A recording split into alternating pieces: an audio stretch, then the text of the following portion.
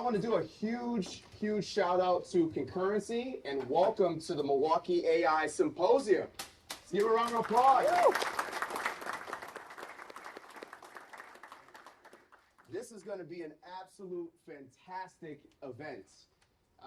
As you can see, it's well received. So this is a topic that people really want to learn a lot more about.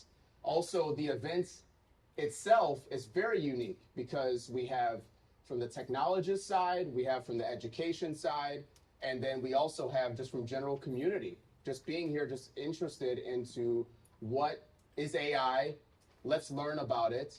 But there's been a lot of hype around AI where there's kind of this big boom, right? Everybody's talking about it. Everybody's trying to Google and see what is ChatGPT? What does this all mean? Is iRobot coming? Are there robots going to take over the world? I think we're far from that, very far from that.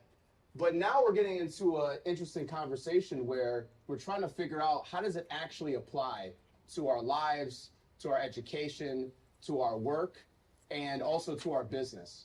And that's what we're here today because we actually are going to learn practical application for people that are actually applying it and hear exactly how do you do that? How do you actually have it embedded into your organization? What are maybe some of the do's and don'ts?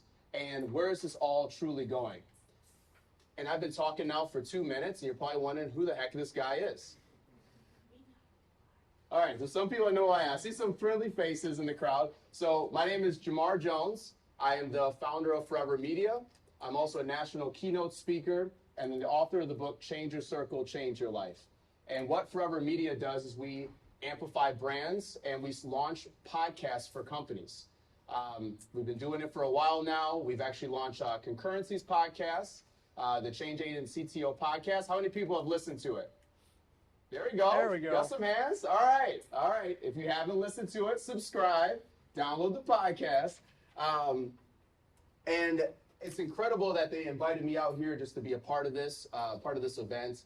And we actually have a podcast studio downstairs. So as people are having some drinks for the happy hour, you're more than welcome to come into our spot to go check out the studio space. And I also want to talk about launch. So where's Bob at? There he is. See Bob in the back, everybody? Just have that weird moment where you turn your necks like that. Launch is absolutely incredible. So Launch is an organization that helps students get real-world access to businesses on a 10-week-long program, and they actually work on a project, and at the end they have a presentation. And it's not just busy work. This is real projects, real things that students can work on, and you'd be shocked at what students can actually apply to your business and your organization. I have personally been a mentor and a coach for a few different groups from the media side, marketing, and it was absolutely incredible. And actually, that turned out to be where some of those students actually interned at Forever Media later on for actually a few months. So it's an incredible program. Now they're going off to get jobs, and it's just a great ecosystem. So if you haven't gotten involved with Launch yet, definitely, I highly recommend Launch to get involved with that program. And I know Concurrency has been a part of Launch for many years as well. And so it's a fantastic program.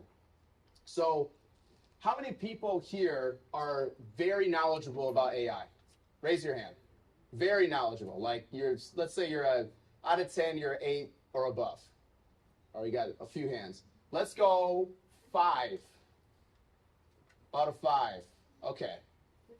Just doing this to get a nice little poll of the room. See what's going on. Let's say 3 and lower. All right. People are like, do I want to raise my hand? It's all right. It's all good. It's new. It's new tech. We're all learning about it, by the way. We're all learning about AI. I know in our agency, we use AI every single day, but we use it more for problem solving, brainstorming, and what it does is it actually forces people to have critical thinking and actually be a little bit more creative because we have to take the data that you're getting back from AI, but then at the same time, you have to articulate that data and be able to actually say, hey, this is what it's saying. And that's a critical mindset. And so I think overall, just my overall opinion, I did work in IT for 8 years, but I wasn't part of AI back then. But my opinion is that it's going to really help people focus and really help them get to where, like, just get that message out and have people critical think about what they're learning about. So I think we still got people coming in. This is fantastic. Fantastic. There are seats, yes. We had a couple people move. It's all good. All right, so I'm going to now introduce our two speakers for the keynote that's happening right now. And the keynote is navigating the human change of AI. And so first we have Nate Lasnoski. He is the CTO of Concurrency. He also has 21 years plus of consulting. He also is a 14-time Microsoft MVP. That's more rings than Bill Russell.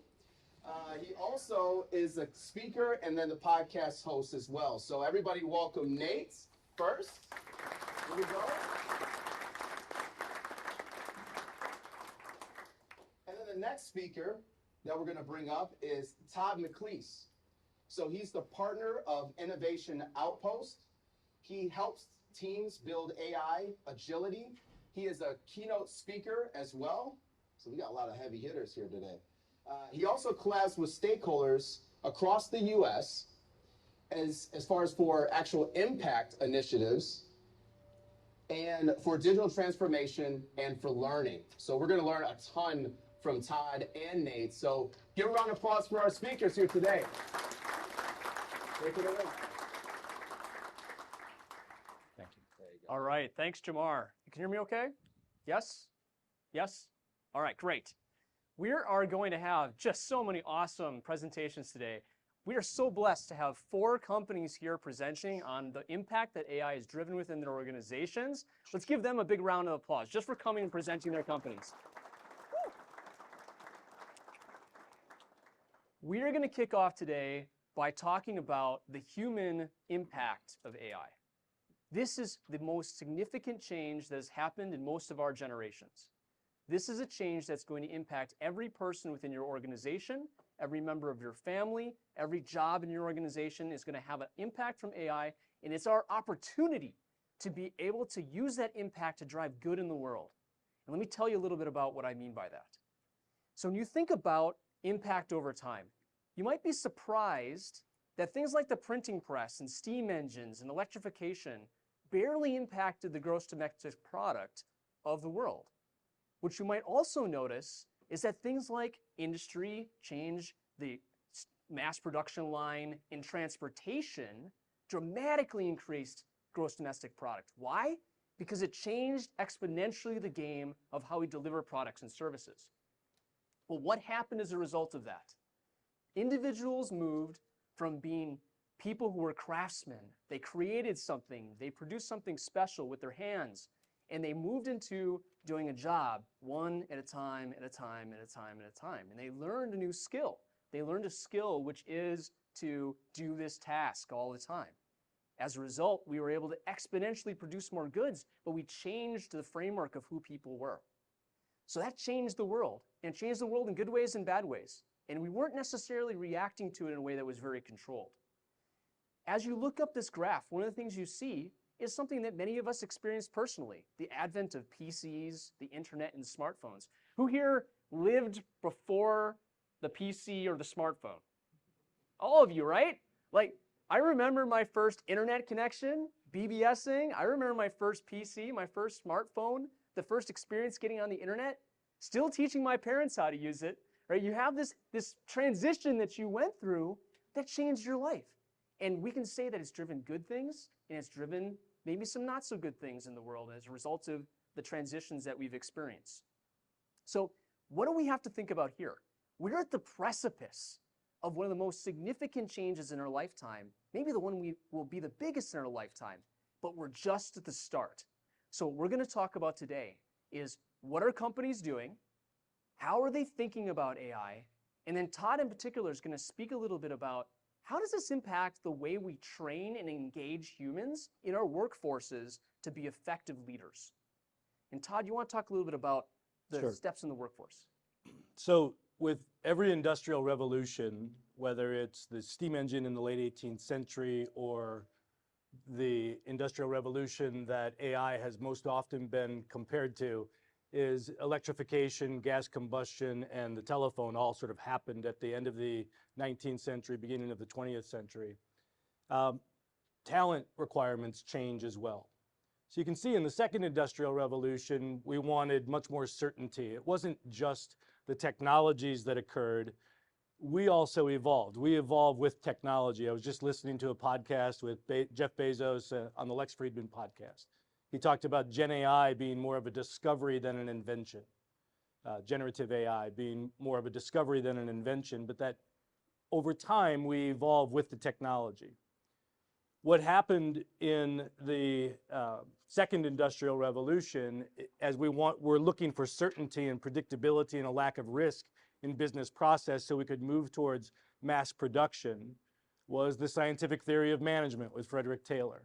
So all of these things, they don't necessarily move in lockstep, but we evolve, our processes, our systems evolve over time as we evolve. In the 60s and 70s, as compute began to become more powerful and we created the PC, and people look toward 1974, so 50 years ago, for the PC era really beginning in earnest, STEM skills became incredibly important. It took us 27 years to name STEM STEM, but science, technology, engineering, and math skills have been important since before the PC existed, right? We don't have 30 years this time around to figure out what skills are necessary. And so when we're talking about human impact in just a little bit, we're going to be talking about the skills that are required today. Since the smartphone and internet connectivity and so forth, adaptability and skills has been really important. We'll talk about human skills as well. Awesome, thanks, Todd. Okay, so where are we now? Where we are now is in an age of human-machine partnership, but we're still giving AI the activities to do. And we're giving it under a heavy supervision. Think about human-in-the-loop activities. Self-driving cars, not quite there yet. Self-driving planes, definitely not there yet. But we might let them autopilot. We might let them co-pilot. We might let it write a document for us and then edit it. We might use ChatGPT to develop something. This is the precipice of us getting to the future state, which is autonomous activities. Activities which we're truly able to delegate to an AI-enabled agent and in partnership with our own ideas. And as we emerge into that space, we have to realize that what makes us special is our creative capability. It's what makes us human. It's not necessarily the fact that I can perform this individual task. So as we go through some of these activities, you're going to notice like, wow, that impacts someone's job. That changes the market. Absolutely. The responsibility of everyone in this room is to think about how we can take our team members along for the ride to be part of that journey, not just to leave them behind. So we're going to frame up the journey. What are the two domains that you need to think about as you're embarking upon your AI journey? The first domain is what we would call commodity AI. Commodity AI is any capability that enables a general person to be able to accomplish more. Think about information worker commodity AI as writing a Word document faster, responding to an email, never having to take meeting notes again, and having the AI document the meeting for you and capture action items. Nobody likes that job. What if I can simply delegate it to an AI agent? Having a draft of my document started from the best practice, looking for issues within the document that I wrote. Everybody use spell check, for example? Yeah? You all using Grammarly? Things like that? That is a very rudimentary version of what I mean by commodity AI. The idea that all of us start to get used to something taking a task off our plate, me no longer having a dictionary sitting next to me because I'm a bad speller, and being able to automate that task. So all your business systems are going to be popping up commodity AI. Your word processing, your desktop systems, your communications and collaboration systems, your manufacturing systems are going to engage AI as part of the story. But then on the right-hand side is what makes your business special is your competitive advantage within the market. And every organization has something special about your mission. You exist for a reason. You exist to create something within the world that only you can do, and only you can do in the way that you intend to do it. So AI in this space is about how can I leverage AI to be able to express the mission of my organization in the world in a way that creates that good in a more efficient, creative, differentiated, disruptive way. And this is truly an opportunity that exists in every business. It's really at the verge of creativity to come up with those opportunities. So I'll show you some examples of each of those. And as you spend some time with the various presenters, you're going to see both of those kinds of use cases explode on the scene and what they're doing within their organizations. So when I think about commodity AI, I think about AI for every person. Every person deserves the opportunity to be able to take advantage of artificial intelligence. And sometimes it's not an intuitive task. The smartphone wasn't intuitive for my parents. AI isn't going to be intuitive for all your workers. This is an example of like everybody who's an individual contributor may not be very comfortable with the idea of delegation. But that's exactly what they're going to be doing with AI. Create me a starter presentation. Imagine like you had an intern that could take a task from you and do that task and bring it back to your desk. What would that do to every person within your organization if they all had an assistant that was at their fingertips and had a certain set of skills? That's what commodity AI has the ability to enable. And don't just think about it in terms of just tasks. Think about it in creative work. Give me a list of ideas. My daughter is launching a puppy training business. Give me a list of the names that I could use for that puppy training business. Lots of opportunities for you to be able to take your ideas and engage commodity AI. So examples of this: never creating a draft again, building a Word document right off of something that existed before, have it create the first draft. That is something that's real today. We're enabled for Microsoft Copilot. We can do this now with the documents that are enabled for in our set of assets. Same thing with PowerPoint. Never create a PowerPoint from scratch again. Enable that as the first thing that you can do. Describe the idea that you have it take the first step to produce the document, and then start editing from there. It's like if I gave that task to someone who could start the work for me, and then I can edit it. Maybe I don't like the picture. Maybe I don't like the format. Maybe I want to edit some of the ideas. But sometimes the hardest thing to start is to get started. And if you can get started as a result of leveraging AI as part of the picture, it starts to move you down the road.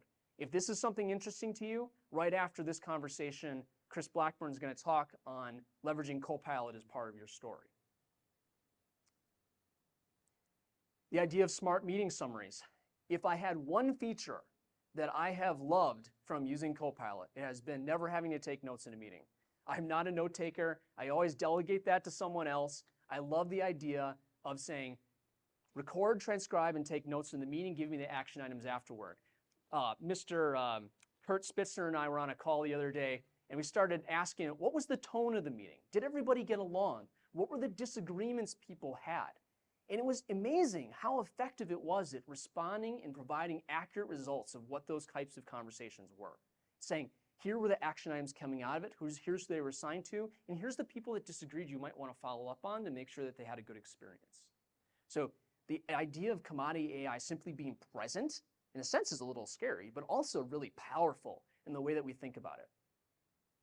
What have we learned from the earliest Copilot users? What we've earned is that they are saying via their practice in post-implementation surveys that they find value in leveraging Copilot in contrast to what they had before, and that they would trade free lunches, time off, for having the opportunity to use Copilot. Why? Because they can do more with what they already have in their arsenal when they're armed with Copilot. They can simply do more and save time for them to be able to do the valued work that they need to get done, and less of the busy work. Now, think about that as also a hard thing, and that's what Todd will talk about a little bit later. Sometimes people have a hard time letting go of that kind of work. We need to help them let go of that kind of work so they can focus on the creative opportunities that exist in their future. Okay, so now let's talk about mission-driven opportunities. Mission-driven opportunities are the things that truly transform the very heart of the business. Think about sales quoting. How can I sell more to my customers? How can I mitigate customer service calls? How can I help the customer to answer their own question?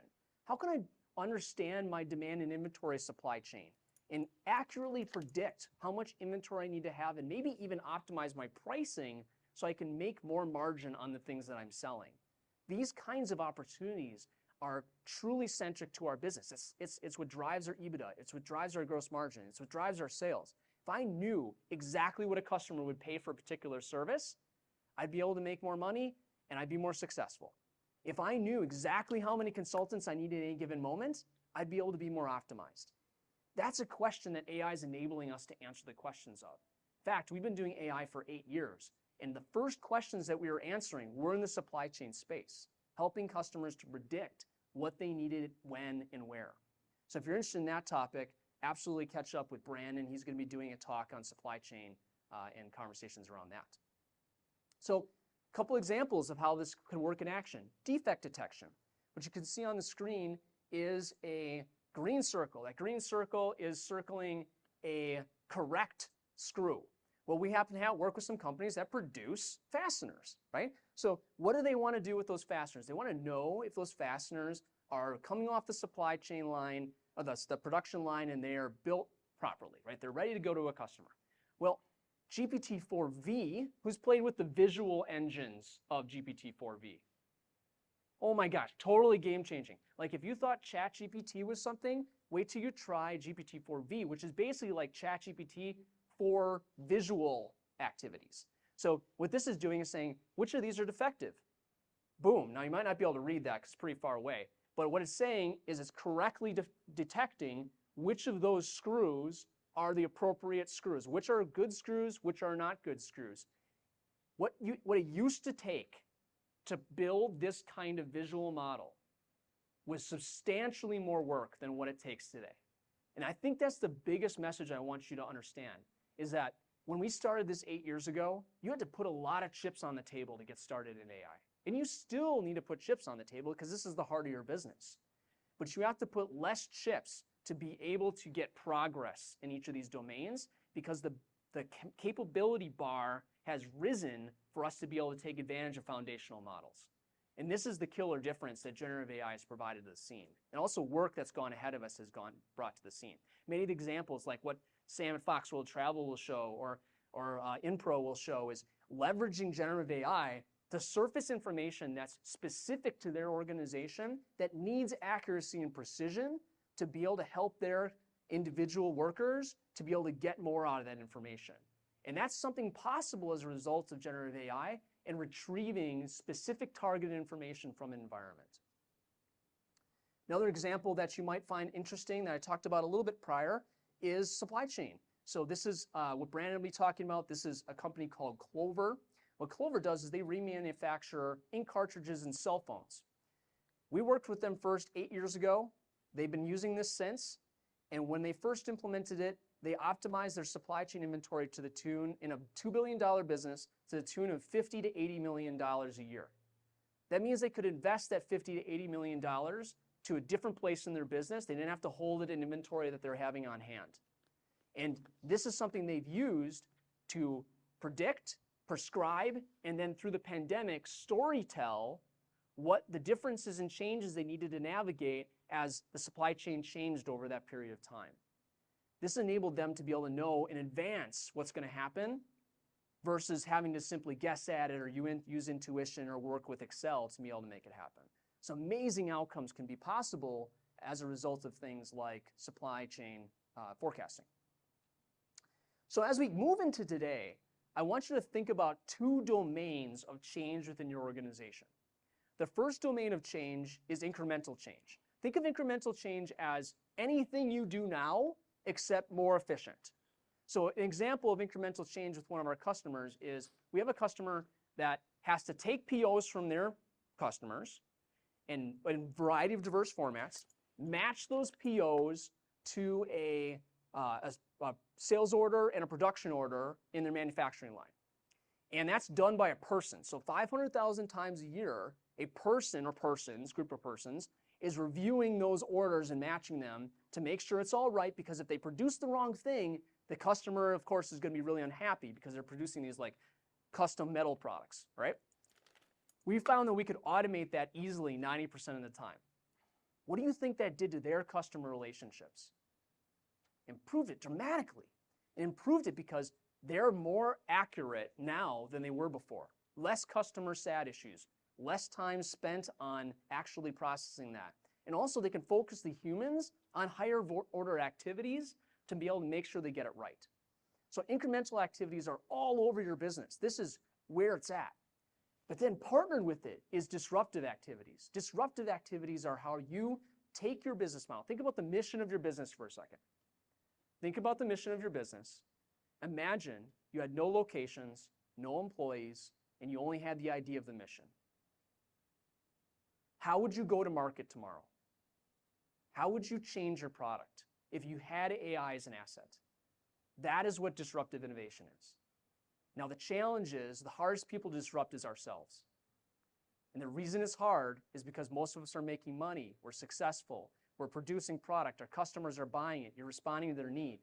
But what you don't see out of your left-hand window is you don't see the guy who's starting up a company that does exactly what you do, but does it more efficient and from the ground up in a better way. And that's what disruptive innovation is. So let me show you a couple examples. This is video insurance. Someone takes a video, they walk around this car. And when they walk around this car, what happens is GPT-4V summarizes the damage of that car. Now you can't see it again, it's pretty small. You'll get a copy of this deck later. But what it's describing in there is the rear right side of the Toyota Camry, the blue Toyota Camry, has sustained significant damage, characterized by deep scratches and scuff marks. These marks are the most prominent around the wheel arc and extend to the rear door, et cetera, et cetera, et cetera. It's describing the damage for the person instead of sending out the insurance adjuster. What do you think that does to the insurance adjuster world, to the person who's just simply wants to get the money paid back for their car? It dramatically improves the customer experience, might change the experience of the insurance adjuster. But this is changing the world of insurance. This is even more crazy. So this is a company that is disrupting the mortgage industry. They're taking the loan officer's fee, about $2,000 per loan, and they are saying, I'm going to make the loan officer fee free. Everyone who goes through the service is going to get a free loan, and the reason why it's free is because they're going to sell data, but the reason why it's free is because they're using an intelligent chat experience to answer all the best questions you need to answer in order to be able to validate that this person is pre-qualified for a loan. And they've launched this already in California. So they're disrupting the mortgage industry for a substantial number of people. But for me, who wants to go get a mortgage, wow, I just saved $2,000. That's significant in the eyes and in the hearts and minds of people who are engaged within this kind of idea. So the opportunity for disruption within our markets is huge. And people who have been doing this and making money for a long time can very quickly find themselves on the way out if they weren't the one leading. Last slide here is healthcare chat. Who likes calling their health insurance? I don't. I have a bunch of kids. I hate it when I have to call health insurance. This is a healthcare chat app. What if I could just prevent people from having to call health insurance and ask about deductibles and ask about what's covered and be able to tell me what's been included within my plan? Well, a local healthcare company is building that. And that's what's going to enable millions of people to be able to understand their coverage without having to engage that sort of conversational annoyance. So a way that we know that this change, remember I showed this graphic earlier and this sort of feature state being the autonomous activity. How do we know this activity is really going to happen? Well, this is a description of development efficiency. Who has developers, like dev people working in your organization? Yeah, okay. So imagine you were in dev class when you're first starting out, right? You're starting with GW Basic or something. There's no IntelliSense, there's no autocomplete. It's just like, I'm just learning from scratch, right? I'm Googling for stuff. What if it starts to fill that in for you? What if you could say, make me an application that has these qualities? How much would that save? Start me up a Blazor application. Start me out in React. Build me a template. What if it could do that for me? Well, that's what things like GitHub Copilot are doing. If you compare the productivity of an individual, this is 95 people that were compared. If you compare the productivity between people who used and people who did not use for the same exact tasks, the people that used GitHub Copilot did it in 1 hour and 11 minutes. The people who did not completed in 2 hours and 41 minutes. Why? Because it just takes longer for us to do things for the first time. and to Google it and not be prompted with what the potential answer is. Your mileage may vary, but my experience and our team's very experience with this has generated that kind of impact. All right, now, you might believe that this impact is constrained to the digital world. It is not. It is not. What could be happening and will be happening is things like Optimus. Who saw the video of Optimus folding clothes? Yeah? Okay. So Optimus is an intelligent robot, right? Its goal is to take manufacturing jobs. Remember the manufacturing jobs are paying like $24 an hour to do, run around Amazon warehouses and put things in boxes? Like, now we might have some robots doing that task. This is it doing a manufacturing job. This is it sorting blocks. Go out to YouTube and Google Optimus sorting blocks, and you will find a great video of it moving them into different buckets, stacking them up, unstacking them up, interesting kinds of tasks. This is where we get to the autonomous age. So with this, I would love Todd to talk a little bit about what does this mean to us? Thanks, Dave. So I just want to zoom out just a little bit.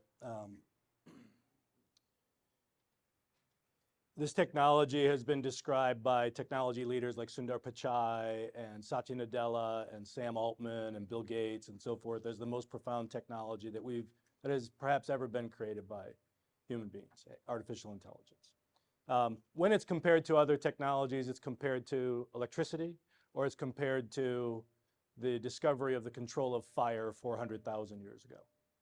Okay.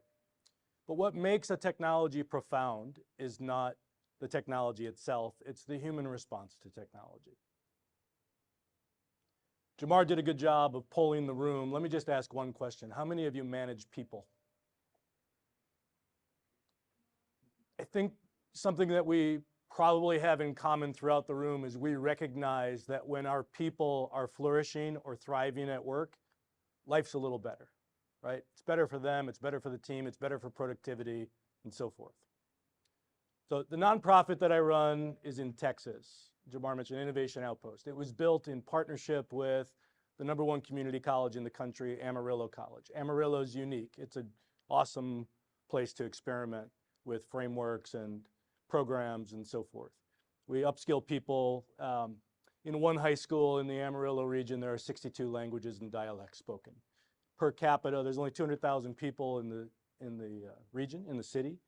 The Panhandle is very large. The Panhandle of Texas, it's maybe 600,000 people if you take all of that land. But in Amarillo, greater Amarillo, it's about 200,000 people. 62 languages in one high school. Imagine trying to manage that. Where's Mark Hansen? So there's one company there called Bruckner's. They're a diesel dealership and repair service center. Okay, so they have big Volvo diesel trucks and so forth. And for more than 3 decades, they've struggled with an issue around technical writing. So how many of you have field technicians who have to write up things in the field, and that dictates some of what, how billing goes, right? In the diesel industry, what a technician doing the repair, the work that they perform is captured in what they call a tech story. That goes into the dealer management system. And that actually has a significant impact on the business in terms of a customer's willingness to pay a bill. And it's a diesel truck, not an automobile, so things are a little more expensive. For this company, it's a $12 million a year issue. The having to give discounts, just the lost revenue because of a lack of complete details. And it's complex because technicians don't necessarily want to write great notes, and that's if they're an English speaker. But if they're from Mexico or Latin America or from Kazakhstan and they speak Kazakh, or they're from Vietnam and they speak Vietnamese, having somebody go through an 8 or 16-week program at a local technical college to learn technical writing in English isn't all that helpful.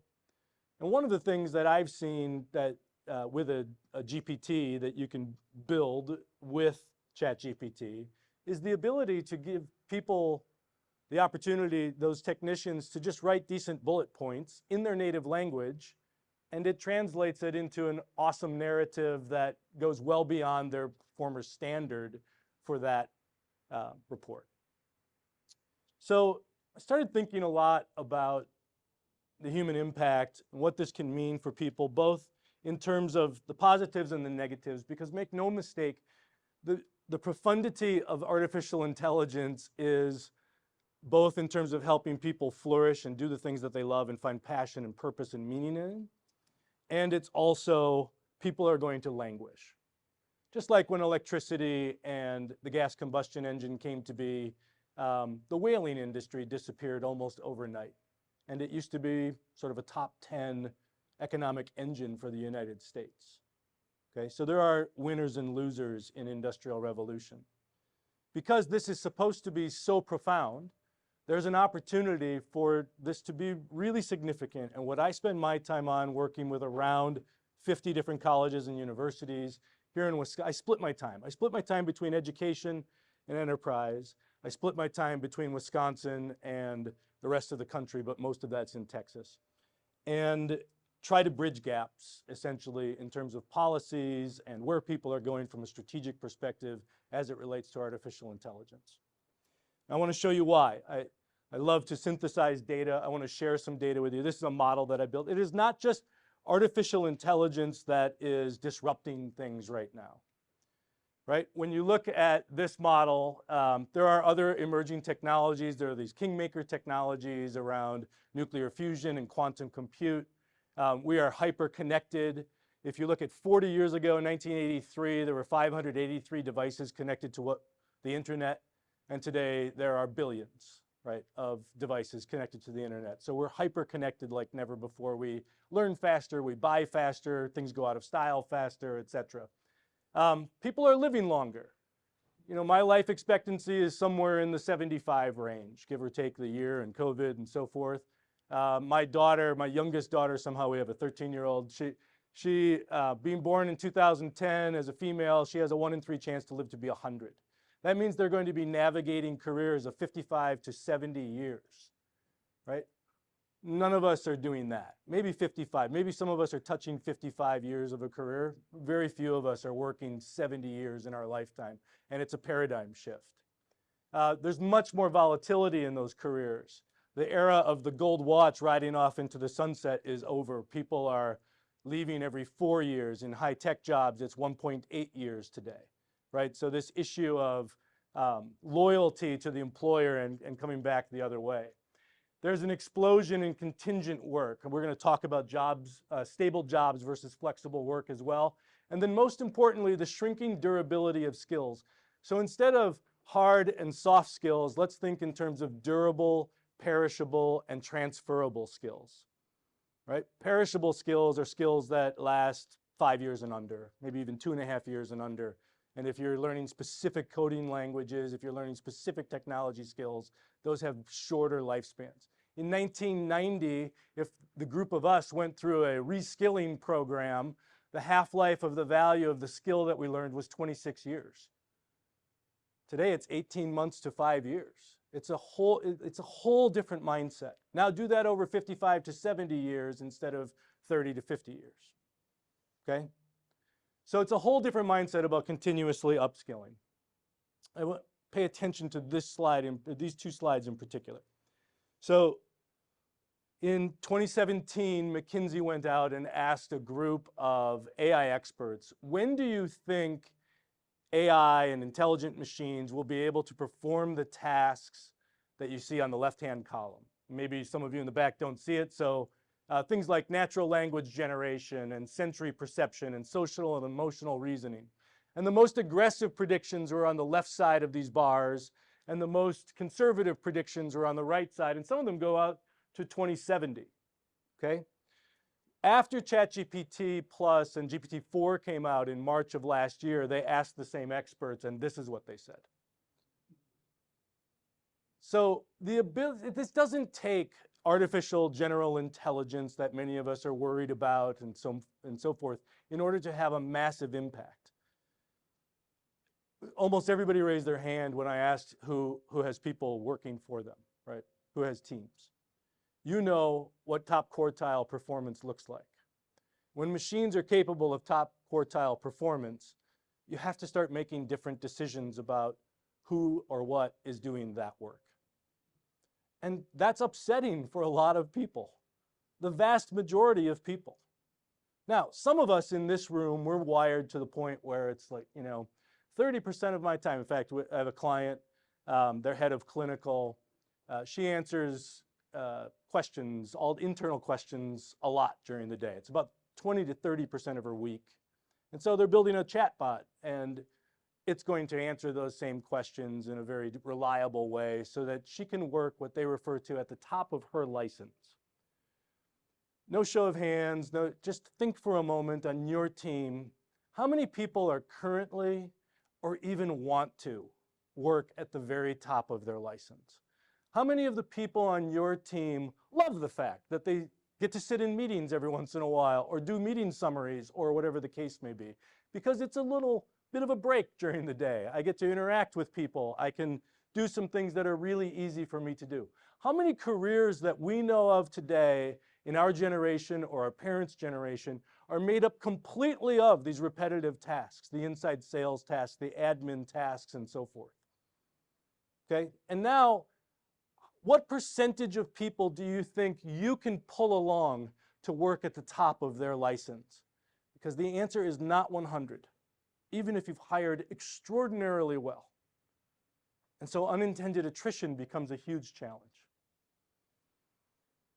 We know just with generative AI, forgetting the other elements of AI that Nathan's talking about, Accenture has come out and others have come out and said it's going to, if nothing else is invented, just the technology that exists today, it will impact 40% of working hours across the world as it is adopted more widely. Again, this is probably an eye chart for most people, but this just breaks that down. If you take 31% and 9%, it's tasks that people do that are highly automatable or augmentable, leveraging technology. And then it just breaks that down by industry. But across the board, it's 40% on average. And then you look at estimated job growth, and you see that there's two particular types of occupations that are in significant trouble this decade, right? By 2030, 12 million people in the United States are expected to have to change jobs, industries, et cetera, because of automation and AI technologies coming into their role. And 80% of that is on the bottom two lines around customer service and sales and office admin. So that's 10 million people in a workforce of roughly 165 million at any given point. Sometime this decade, as technologies are adopted, it doesn't even take AI, just robotic process automation, just a little RPA, or RPA combined with AI. And then if you fast forward by 6 months, Israel's in the room, we were part of this, in this conversation on LinkedIn, autonomous agents and so forth. And this year, Sam Altman was just talking about on the Bill Gates podcast, he was talking about causal AI, which is cause and effect, and neuromorphic AI, which is an AI reasoning the way humans do. It's really going to have an impact on the ability to leverage AI for decision making. And so now you might have a middle management crisis, because how many of your middle managers are living up and working at the top of their license? Okay? So there are human issues here. Now, the optimists would say, in large part, people are not expecting to significantly reduce the number of staff in these various roles, from risk to supply chain management, manufacturing jobs, et cetera. And this is likely because AI is primarily a tool that will augment human capability. And so our roles will evolve, and they'll evolve significantly. And for the most part, people are not planning to completely reduce the number of staff because of their ability to automate tasks. It mostly has to do with people being able to do higher value work, because all of the soul-sucking work that we've been doing for a century, since mass production, right? Since that assembly line mentality began being taught in every school and in every job. Most of it is that, but not all of it. And so it really comes down to, what is your threshold for pain? If you look at some of the numbers that came out in I think May of last year, they started talking about the ability to automate 30% of working hours. Not augment, but just automate. And that ties out with the Accenture data that you saw that said 31%, right? And you start to see some big jumps. For instance, I spend a lot of time with these schools. I chair the AI task force here for the Higher Education Regional Alliance for all 17. I work closely with MATC and UWM and so forth on their AI strategies.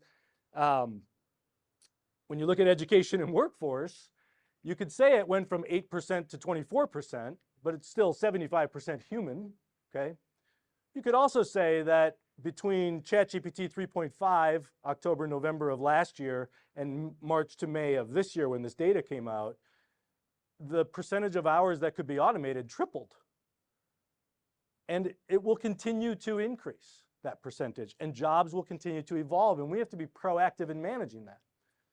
Now, for decades, the belief has been when robots come and take jobs and when PCs come and take jobs, because these fears existed in the 70s, and there was a committee formed to go talk to Lyndon B. Johnson and so forth. And this time, as we talk about job loss, the initial thought is it's blue-collar jobs and workers that go away. Optimus comes out and replaces people on the factory floor. We're good. We have higher level degrees. We have, with generative AI, and not just ChatGPT, but other tools, it actually has inverted the equation where it's creativity jobs that are under attack, and it's white-collar, low-level knowledge work that is being automated and augmented, leveraging AI. So we no longer have the protection. You can see here that, for instance, high school diploma or equivalent, it used to be half, it jumped to 64. However, master's degree, postgraduate degrees went from 28 to 57, it doubled. The gap closed significantly in terms of where automation and augmentation can play a role, because so much of what we do is generative. If you focus on, if you focus on the left part of the slide, what you'll find is that in research done with, this is OpenAI, so they might be a little biased. But they talked about 80% of jobs being impacted, okay, that second bar on the left. 20% of tasks unaffected, 20% of tasks 50% or greater. And then there's this very wide range of 60% of all working hours, all jobs, will be impacted by somewhere between 10 and 50. But that's a fundamentally different conversation, isn't it? You walk into the office on Monday and you bring in a person who works on your team and you say, hey, we're investing in some technology, and in 90 or 180 days, we're going to automate 10% of the hours you work. You work around 50 hours a week, 5 of those hours we're automating. So we've got some thoughts about how you can add some value. We're willing to invest in some new skills for you. You're an important part of the team. We want you to be here. Are you okay with that? How many of you are comfortable either having or hearing the 10% conversation in your business? Okay, 20. Let's just jump to 50. How many of you think at 50 it gets really uncomfortable? Right? Half your life, half the skills you built, half of the hours you spend putting food on the table. AI can do that now. Technology can do that now. Optimus can do that now. That's a different conversation. That's why rebellions start, right? That's why Luddites exist as a term. Sorry, let me go back. What we expect to see happen, and this is research done by a friend of mine, Ravin Jesuthasan, who he speaks at Davos every year, and he's works for Mercer in Chicago, head of their future of work. He and John Boudreau, who's an MIT guy, they've written amazing books. The last one, I think, was Work Without Jobs. And this talks about the fluidity of work as we know it. In that piece and the book prior to that, they talked about how work is going to change fundamentally for everybody in this room, where the transactional things that we do, the things that can be automated will be automated. It might be on a different adoption curve than the one we're used to. It may not be. Everybody's going to go a little bit differently with that in terms of companies. But over time, those tasks will absolutely be automated. And the work that we do as the human work will be relational in nature, and it will be relying on our cross-disciplinary expertise. This is not the same conversation as the 70s to the year 2000, where we valued deep expertise in one discipline. That still exists, but there's this new level of interdisciplinary or cross-disciplinary expertise that will be where people will really be highly valued because they can be plugged in to work in different ways.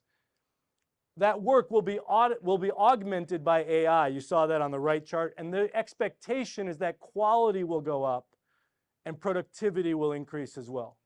Those are certainly two things. We work with companies that are 1,000 employees and larger. When you look at the top 5 objectives, that's always there. Boston Consulting Group got 750, roughly 738, sorry, consultants together, and they did 18 tasks. They gave them each 18 tasks, similar to the OpenAI data that Nathan shared. And half of them had access to ChatGPT Plus and half of them didn't. And the group that did finished the task 12% they've completed 12% more tasks. They completed them 25% faster. And the work was judged to be at a 40% higher level than those that did not have it. And so the quality bar goes up. Now, AI can be a leveling technology as well. The biggest jump in quality were for people considered to be in the bottom half of capability at the baseline. Their work increased by more than 43%. People in the top half, it went up by 17%. Okay, so it's a very powerful technology if leveraged the right way. When we think about jobs as we know them, what is expected to happen during this decade is that roughly a third of jobs will remain like we know them. There's a job description, there's a hierarchy, it's a solid line or a couple of dotted lines, whatever the case may be. But another third will have some of that in their life, and then they will flow to projects based on the skills that they've acquired. And as you acquire more skills, which will be a consistent effort, you'll be able to flow to more projects, okay? And then there's about a third of jobs where all you'll do is flow to projects. So it's almost like you're a hired gun with a W-2, right? You're coming in just constantly shuffling from project to project across business units, et cetera. That's what's expected to happen during this decade. And so that requires that we find ways to think about work differently. And so jobs as we know them will be distilled.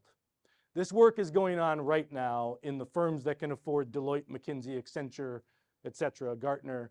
They're coming in and they're looking at jobs and they are taking those jobs and they're distilling them into discrete units of work.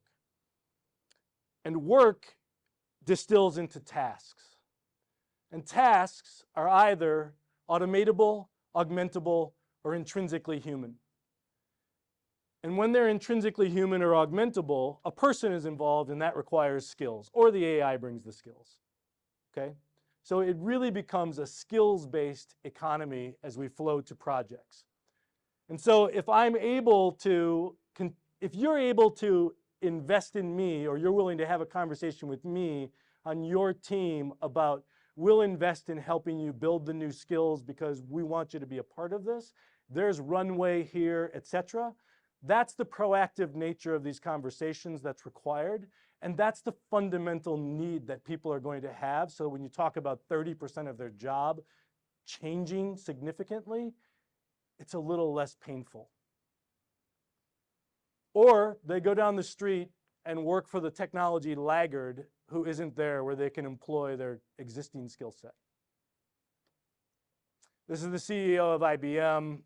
A couple of weeks ago at Davos said, it's essentially the lower half of cognitive skills. So it's skills like this, from basic execution to analytical application, that lower half of skills that will be automated or augmented leveraging AI. Below the equator there, it's automation primarily. So where does that leave us? Let's look at it, that customer service job that we talked about being at risk. In an average week, when you really get into what a customer service job looks like, there's about 13 tasks that somebody in that role performs. Of course, it's different from role to role and company to company and so forth. But broad strokes, it's 13. 4 of them are automatable tasks.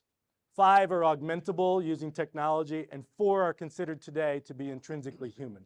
When I look at that as somebody who uses ChatGPT sort of all day, every day, and other AI tools to do my work, I would certainly, when you look at crisis management or building long-term relationships or the other things that are in the intrinsically human category there, I would certainly leverage technology, AI, that exists today to augment my thinking for scenario planning and crisis management, for instance. Okay, so it's not a perfect science, and you might believe differently than what I just said and so forth. So, but broad strokes, 13 tasks that sort of break down this way. And what it says is about 20% of the work they do is intrinsically human. When you get to the point where you are able to distill jobs like this, you can have a real conversation about what the future of somebody's role looks like in your organization. And it could look like this. I have my current role, I build new skills, I understand how technology that the company is acquiring can augment my capabilities. That helps me define the new role, and now I'm more willing to let go of the skills that I have to shed because you're automating them. And if I'm not willing to do that, can I be a part of your team? That's a fundamental question that leaders have to ask.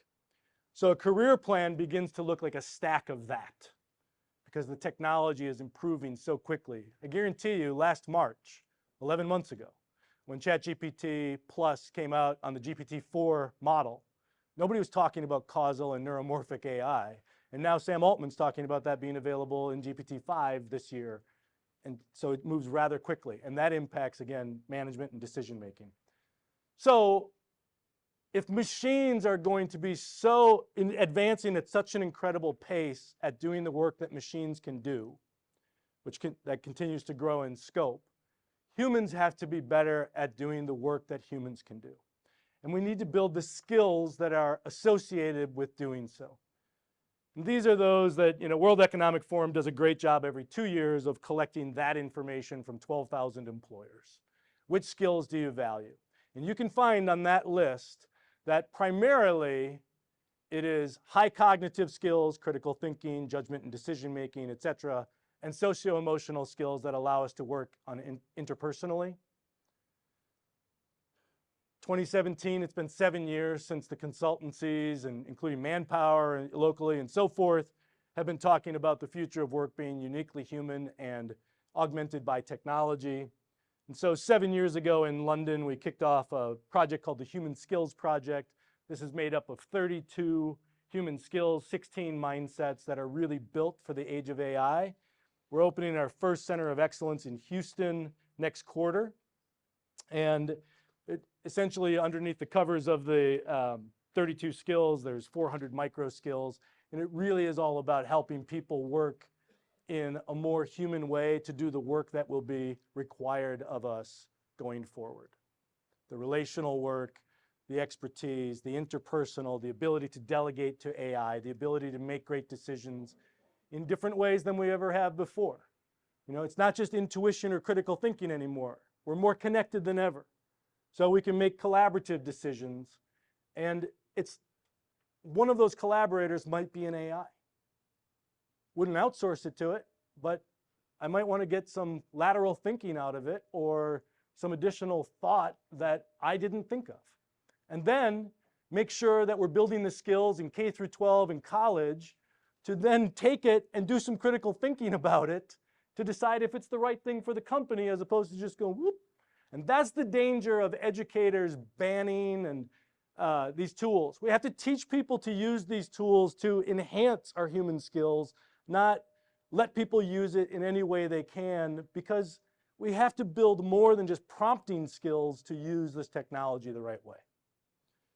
We call that AI agility. So this is around using the technology. It's around creating scalable value that aligns with what the company is looking to achieve. It's around actually forging the collaborative relationship with an AI that is iterative and depends on my expertise as much as I depend on its ability to do the things that it's great at, and so forth. And as we think about bringing these types of skills into education and into workplaces, this is what we do sort of all day, every day. I'll turn it back over to Nathan. Awesome. Thanks, Todd. Okay, as we go into having conversations in each of our breakout groups, I want you to think about, everybody who works with you, for you, around you, and how their skills are going to transform. Also want you to think about in the context of both of the lanes that you see here. How do I impact the very mission of my organization? How do I enable every individual in my organization to be able to leverage AI to be more? And how does a human-first AI framework enable me to make that work? How do I think about that as an executive team, not just as an IT team? How do I think about that in the very heart of my organization? So consider these two lanes. We love to go into these in more detail. Certainly something we can talk about a little later.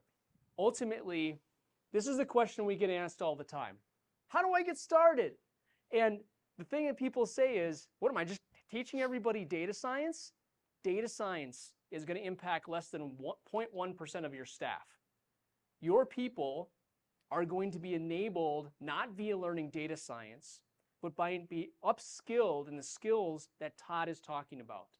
By being upskilled around being able to be AI-enabled individuals within your organization. And a way to think about this is that the left-hand three roles, the person that's preparing data, the person that's building AI models, the person that is enabling AI engineering, are activities that are still IT activities or business activities, but most of your people are AI practitioners. Your people are able to leverage the muscle of AI to be able to accomplish more within your organization. And those are human skills. They're skills that enable you to be more, and they're ones that we're going to talk more about in many of these sessions today.